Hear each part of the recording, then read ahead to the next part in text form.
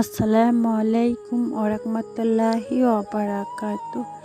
কেমন আছেন বন্ধুরা? আশা করি আল্লাহর রহমতে সবাই ভালো আছেন। আমিও আলহামদুলিল্লাহ আল্লাহর রহমতে আপনাদের দোয়ায় বেশ ভালো আছি।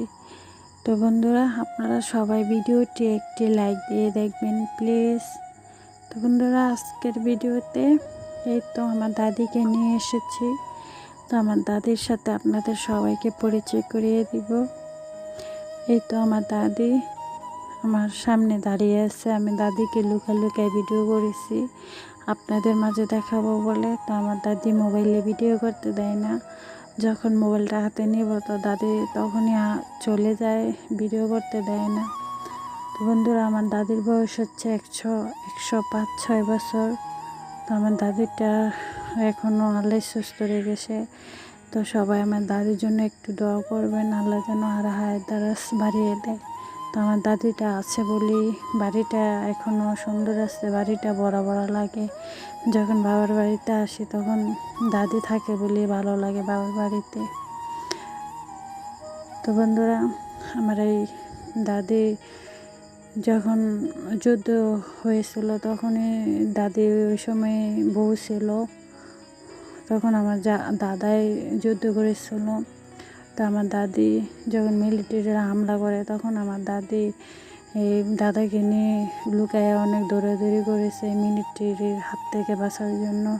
তো আল্লাহ হায়াত রেখেছে তাই দাদি বেঁচে আছে। তো আমার দাদাই মারা গেছে অনেক আগেই, দাদাকে চোখে দেখিনি। তো বন্ধুরা, আমরা বাপ চাচারা 4 ভাই, আমাদের বাপ চাচাগো 4 ভাই। তো আমার বাবাই মারা গেছে, আরও 3 চাচা যেটা আমার আছে। তো মোটামুটি আমরা একটু গরিব। তো ছোটোবেলায় বাবা মারা গিয়েছিল। তো এখন আমার বাপ চাচার ওই 3 জন আল্লাহ অনেকই অর্থ সম্পদ টাকা পয়সা আল্লাহ দিছে। সবাই আমার চাচাদের জন্য একটু দোয়া করবেন। তো বছর আমার জ্যাঠারা চাচারা আমার মারে হেল্প করে এবং আমাদেরকেও টাকা দিয়ে হেল্প করে বছরে।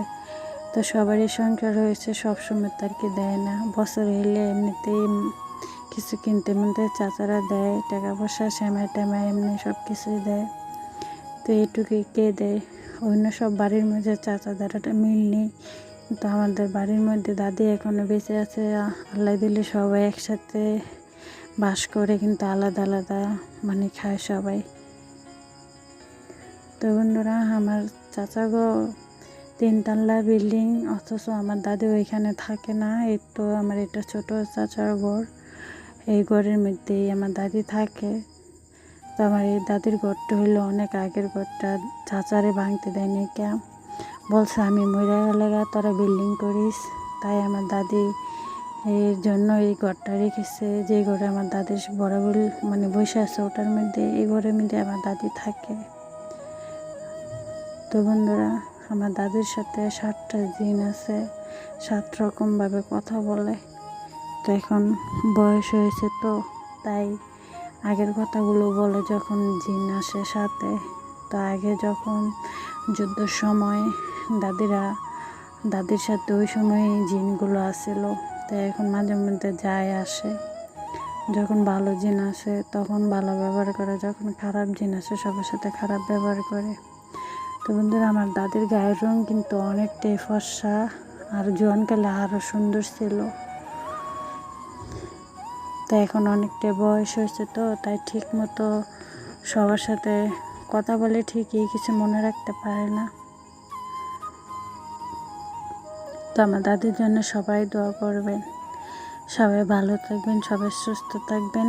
আমার দাদিকে কেমন লেগেছে অবশ্যই কমেন্টের মধ্যে জানাবেন। আসসালামু আলাইকুম ওয়া রাহমাতুল্লাহি ওয়া বারাকাতুহু।